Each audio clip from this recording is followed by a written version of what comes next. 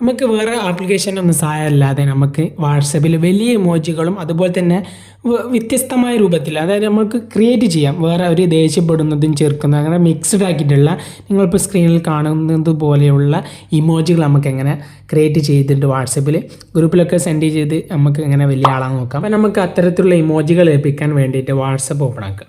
WhatsApp open ആക്കിയിട്ട് ഇവിടെ മെസ്സേജിൻ്റെ ഭാഗത്ത് ഇവിടെ ഈ ഒരു വാട്സപ്പ് തന്നെ തരുന്ന ഇമോജിൻ്റെ ഇതിലൊന്ന് ക്ലിക്ക് ചെയ്തിട്ട് നമ്മളൊരു ഇമോജി സെലക്ട് ചെയ്ത് സെൻഡ് ചെയ്താൽ ഇവിടെ ചെറിയൊരു രൂപത്തിലാണ്. അപ്പോൾ വാട്സപ്പ് ഗ്രൂപ്പിലൊക്കെ സെൻഡ് ചെയ്താൽ ആരും അങ്ങനെ ശ്രദ്ധിക്കില്ല.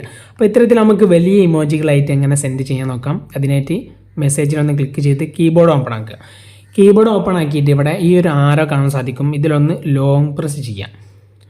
അങ്ങനെ ചെയ്യുന്ന സമയത്ത് ഇവിടെ ഇപ്പോൾ 3 ഓപ്ഷൻ എനേബിൾ ആയി വന്നിട്ടുണ്ട്. അവിടെ ഇതുപോലെ ഒരു ഇമോജിൻ്റെ ഐക്കൺ കാണിക്കുന്നുണ്ടോ എന്ന് ഒന്ന് ചെക്ക് ചെയ്യാം. അങ്ങനെ ഉണ്ടെങ്കിൽ അതിലൊന്ന് ക്ലിക്ക് ചെയ്താൽ സംഗതി ഓക്കെ ആവും. അല്ലാത്തവർ ഇതിലൊന്ന് മെസ്സേജിൽ ഒന്നുകൊണ്ട് ക്ലിക്ക് ചെയ്താൽ ഈ ഒരു കുറച്ച് ഓപ്ഷനുകൾ ഇവിടെ എനേബിളായി വന്നിട്ടുണ്ട്. ഇവിടെ ഫസ്റ്റ് കാണിക്കുന്ന ഈ ഒരു ഓപ്ഷനിൽ ഒന്ന് ക്ലിക്ക് ചെയ്താൽ ഏറ്റവും താഴെയാകുമ്പോൾ ഇവിടെ കാണാൻ സാധിക്കും ഇമോജി. അതിലൊന്ന് ക്ലിക്ക് ചെയ്യാം. അപ്പോൾ ക്ലിക്ക് ചെയ്താൽ അത്തരത്തിലുള്ള ഒരുപാട് ഓപ്ഷനുകൾ ഇവിടെ എനേബിളായി വന്നിട്ടുണ്ട്.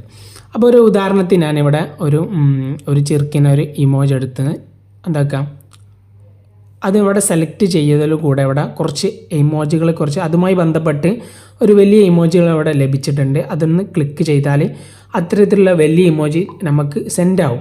ഇനി വെറൈറ്റി ഒരു സംഗതി ഉണ്ട്. നമ്മൾ എന്താണെന്ന് വെച്ചാൽ ഒരു ചിരിക്കുന്ന ഒരു ലവ് ചിഹ്നമുള്ള ഇതും എടുത്ത് അതുപോലെ തന്നെ മിക്സ്ഡ് ആക്കാൻ പോവാണ് കേട്ടോ.